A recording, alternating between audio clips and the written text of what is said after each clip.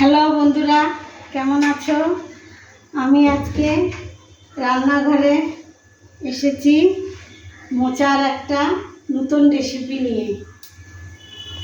এখন আপনাদেরকে দেখাবো রান্নাটা। কড়াই বসাই দিচ্ছে আমার দিদা। এখন তেল দিচ্ছি, সরষের তেলে এটা রান্না। মোচার কি বানাচ্ছ? মোচার ঘন্ট। মোচার ঘন্ট ছোলা দিয়ে। তো বন্ধুরা আপনারা দেখতে থাকুন আমার দিদা কি করছে। আসলে আমার দিদা আগের থেকে মোচাটাকে সিদ্ধ করে সাইডে ওটাকে মেখে রেখেছে, কারণ তাহলে আমাদের রান্নাটা একটু তাড়াতাড়ি হবে। এখন আলুটা দিব, আলুটা ভাজে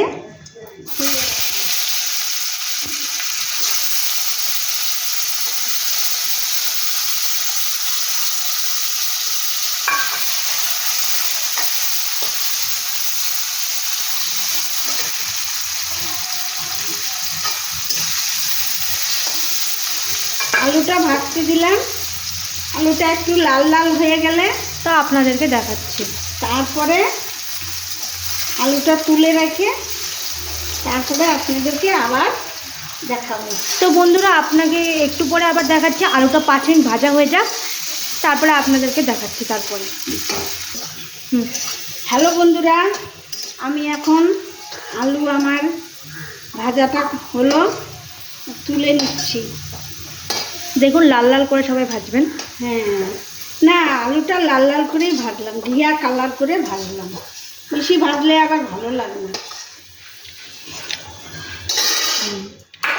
এখন আমি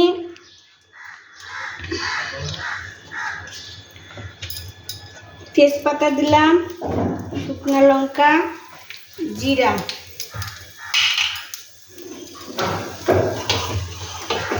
আর একটু তেল দিয়ে দিলাম। এখন এটা ফোড়নটা ভাজা ভাজা হচ্ছে, একটু টাইম লাগবে কারণ গরম হতে। আমরা রোজ নতুন নতুন রেসিপি নিয়ে আসি আপনাদের জন্য। দেখবেন আমি যে প্রতিটি রান্না করতেছি আপনারা দেখবেন কেমন লাগে।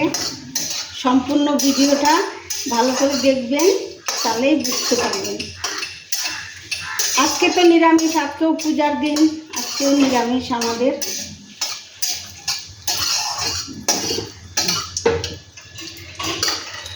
এখন আমি এই মোচা আর ছোলাটা দিয়ে দিলাম একসাথে, যেটা আগের থেকে দিদা করে রেখেছিল।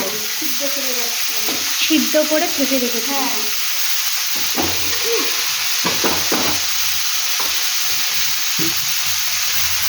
এটা ছোলা আর মোচা একসাথে আছে। আলুটা আলাদা করে ভাজা হয়ে গেছে।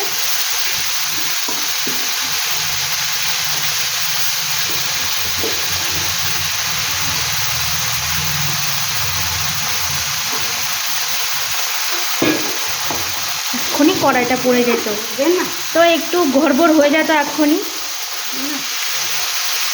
তাই এখন এটা ভাজা হবে। এখন এটা একটু সাঁতলানো হবে। এখন দিব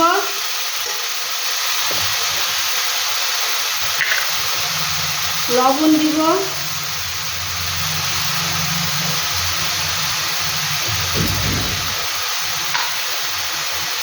আগে হলুদ দিচ্ছি, তো এখন অল্প একটু হলুদ দিব। হলুদটা দিবেন যাদের প্রয়োজনীয়।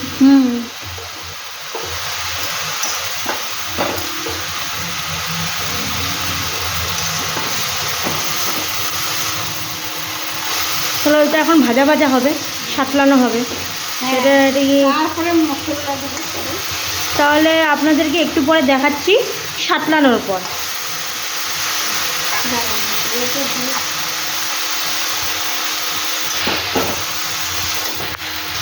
দেখুন বন্ধুগণ, আমি এটা বসাইলাম সোমবার দিয়ে। এখন এটা একটু চাপা দেব। তো একটু 5 মিনিটের জন্য চাপা দেওয়া হচ্ছে, আপনাদেরকে একটু পরে দেখাচ্ছি। বন্ধুরা এখন একটু ঢাকনা খুলে নাড়াচাড়া দিয়ে মশলা দেব। কী কী মশলা দেবো বলবো আপনাদের।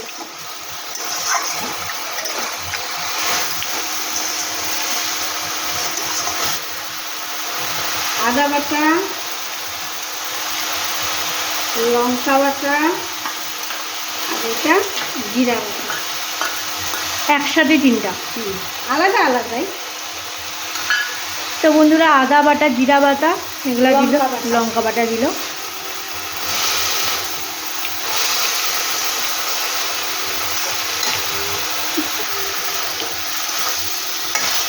দেখুন আপনারাও বাড়িতে এমন করে রান্না করবেন, পুরো ভিডিওটা দেখবেন আমরা কী করে রান্না করছি।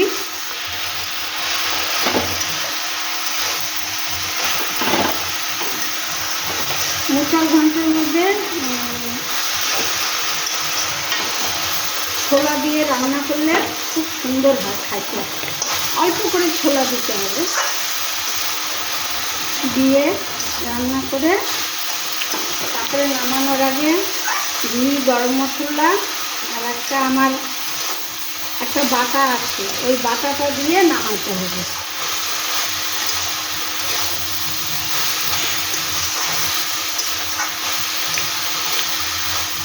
এখন আলুটা দিয়ে দেবো, আলুটা দিয়ে আবার ঢাকা দিয়ে, এই যে আলুটা যেটা ভেজে রেখেছিল সেটা দিয়ে আলুটা দিচ্ছি। দিয়ে দিলাম।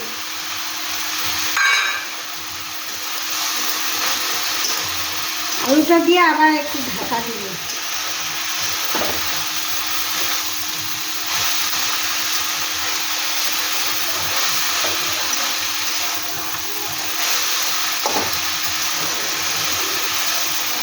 বেশি চটকাই নেই, খোলা আছে তো। দেখুন কি করে স্বাদ লাগছে, আপনারা এমন করবেন। এখন আবার কিছুক্ষণের জন্য ঢাকা দিবে। ঢাকা দিতে হবে।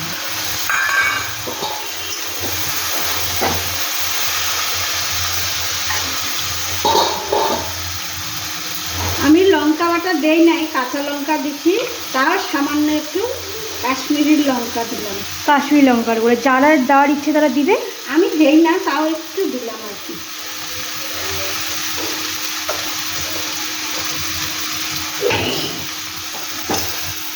দেখুন এখন চাপা দিয়ে দিই একটু, আলুটা দেওয়া হলো তো।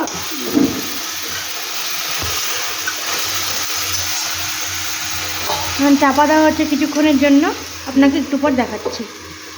হ্যালো বন্ধুরা, আমি এখন ঢাকনা খুলে দেখি কতদূর সবজিটা হলো।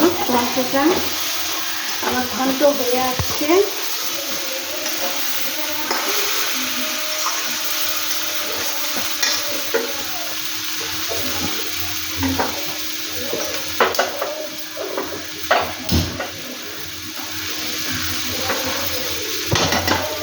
দেখুন ঘন এই সবজিটা হওয়ার পথে, আমাদের কালারটাও ভালো এসেছে।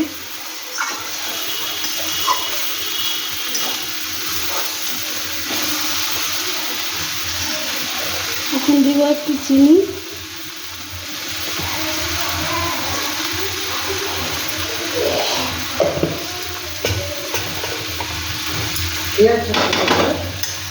যাই না কথা বলুন।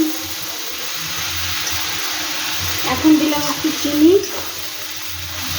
তারপরে দিব ওই যে আমি বললাম যে একটা বাটা বাটে রাখছি, ওইটা দিব। তো বাটাটার নামটাও তো তোমাকে বলতে হবে না? গরম মশলা আর নুনিয়া চাল বাটা। গরম মশলা, নুনিয়া চাল বাটা। বাটা এটা আমার দিদির সিক্রেট রেসিপি। এটা আমার মা বানাইতো। আমার মা খুব ভালো বানাইতো এটা। অল্প অল্প শিখছি আর কি।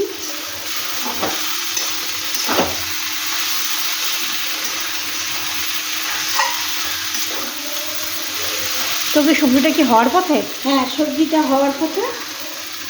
এখন আমি দিব ঘি। এখন দিবে হচ্ছে ঘি। গোলাটা দিলাম, হয়ে গেছে আমার সবজি।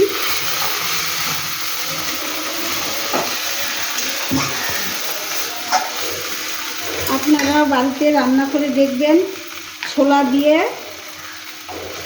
মোচার ঘন্ট। এটা খুবই ভালো। ছোলার মধ্যে সোমবারা দিলাম জিরা, তেজপাতা, শুকনো লঙ্কা, তারপরে দিলাম জিরা, তারপরে দিলাম আলু, তারপরে মোচা দিয়ে ঘি গরম মশলা দিয়ে নামালাম। হয়ে গেছে, মোচাটা সুন্দর হয়ে গেছে, একটু পরে নামিয়ে দিবে। হয়ে গেছে।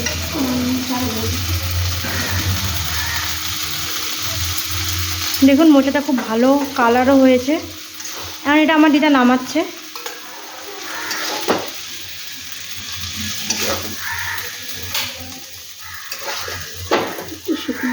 দেখাই একটু, তারপরে আমি আবার ওইটা বসাবো। তো আপনাকে ঢাকা খুলে এটা দেখাচ্ছি তাহলে আপনাকে, ঠিক আছে? বন্ধুরা, আমার মোচার ঘন্ট রেসিপি তৈরি। তো মোচার ঘন্ট রেসিপি কমপ্লিট। তো বন্ধুরা, আপনারা নিশ্চয়ই এমন করেই মোচার ঘন্ট রেসিপিটা বানাবেন। আর আমার দিদাকে লাইক, ফলো, সাবস্ক্রাইব আর কমেন্ট নিশ্চয়ই করবেন, কারণ আমার দিদা নতুন নতুন ব্লগ শুরু করেছে খাবারের। তো আপনারা নিশ্চয়ই সাপোর্ট করবেন। হ্যাঁ, আপনারাও বাড়িতে বানায় এই মোচার ঘন্টটা রান্না করতে বলবেন। মা ঠাকুমাদেরকেও রান্না করতে বলবেন এই জিনিসটা, খেয়ে দেখবেন কেমন লাগে। আমার রেসিপিটাকে বেশি বেশি করে শেয়ার করবেন। নমস্কার।